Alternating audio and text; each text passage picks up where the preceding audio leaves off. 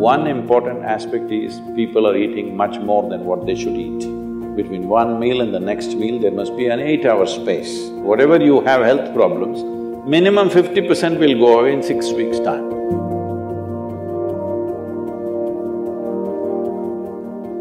Namaskaram, Sadhguru. Fasting on auspicious days has existed in India since time immemorial, but many Indians believe that it's unscientific and illogical. Until the work on autophagy induced during fasting has been awarded the Nobel Prize. Even I started doing intermittent fasting this year. So why are such beneficial ancient practices being labeled orthodox and then immediately implemented once there is a Western approval? That's because you don't have the right color of the skin.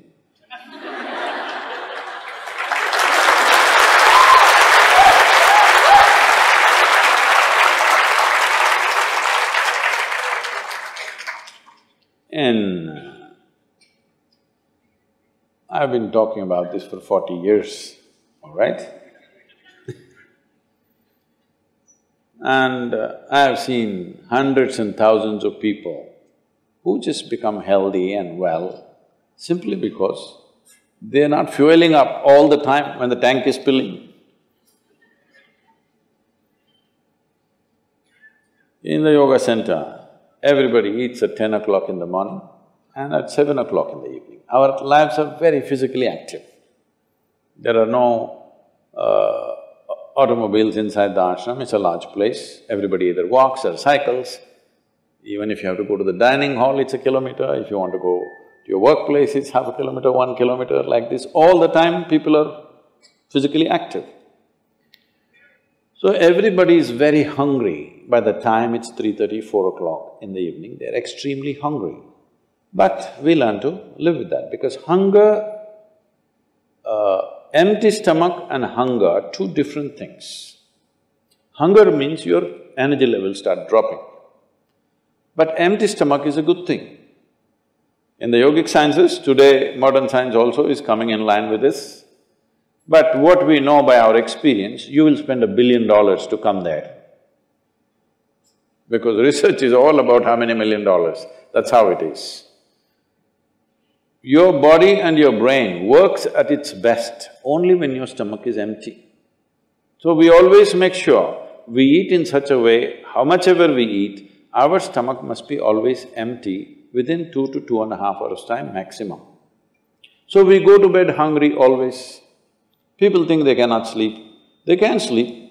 On an average, for 25 years on an average, I slept only 2.5 to 3 hours. These days I'm getting little lazy and sleeping anywhere between 3.5 to 4.5 hours in spite of the level of travel that I have. When I say level of travel, if I say my level of travel in the next few days, you will fall off your chair. Yes? Should I tell you? No, not necessarily.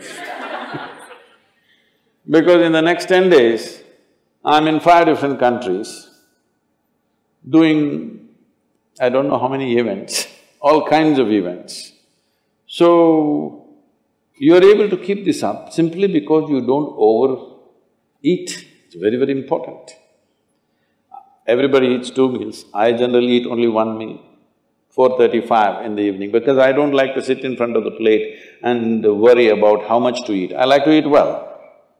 So, 4:35 in the evening, if I eat a meal, it's only next day. Is this enough? Am I looking okay? Hello? I'm not looking like your patient, isn't it? I'm not going to come to you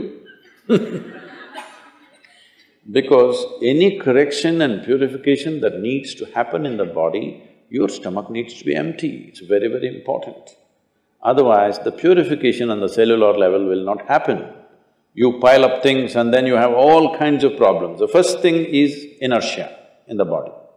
Inertia means there are many levels of inertia. If you don't notice all that, the amount of sleep that you have is inertia.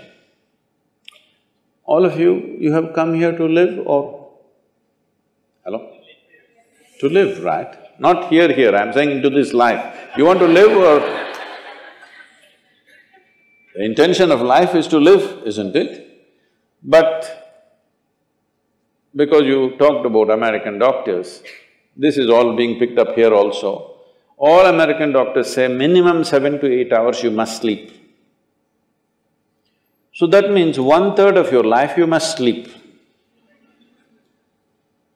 Another 2-3 hours, 4 hours goes in bath, toilet, eating, this, you know. So literally 50% of your life is just maintenance. Suppose you have a vehicle, you have a motorcycle or a car, if it goes to service 1 day in a month, all right to keep it. If it goes to service 15 days in a month, this is a nuisance, isn't it so? Most people have made their systems into a nuisance because their own body is a big impediment in their life. Anything they want to do, their body will not allow them to do. So in this there are many aspects. One important aspect is people are eating much more than what they should eat. Simply because they have been told, you must eat more, otherwise you will become weak, this, that. No, it is the way you keep your body. Today everybody is trying to work towards a fuel-efficient car, motorcycle, everything. This means what? If the machine runs smoothly, it'll consume less fuel, isn't it? So if you sit here and you are very much at ease, now it'll consume less fuel. If you like this all the time, then it'll consume more fuel, it'll want you to eat. Compulsiveness will come about this. So, this new name, intermittent eating you should see, in United States, people come to our programs will run 10 hours, 12 hours. So, but they will come with some biscuit and something else. They say, I have sugar intolerance, I have to eat. I tell them, you just be here, you're not going to die, I'll ensure, because I don't want anybody dead on my hands, all right? I'll make sure. You first day, no, I have to eat. By third day, they gave up all that. 12 hours without food they sat there, they're perfectly fine. See, health is not something you can do from outside. Health is something you have to do from within.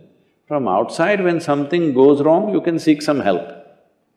But all the time something is wrong with you, this means what? You're a faulty machine.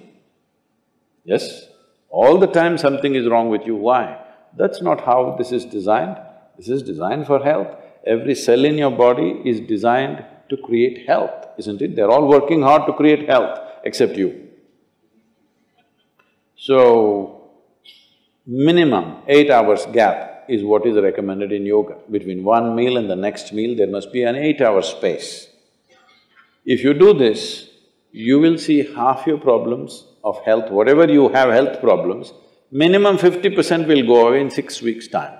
If you do certain other things which may right now seem little extreme to you, if you have a little yogic practice, something meditative within you, then you will see 90% of your problem will go off. 10% if it still persists, we can treat it. Now, it's become like this, the healthcare systems, especially where there is heavy insurance policies. People are eating and drinking all kinds of rubbish, go to the doctor and say, fix me. This is not how it works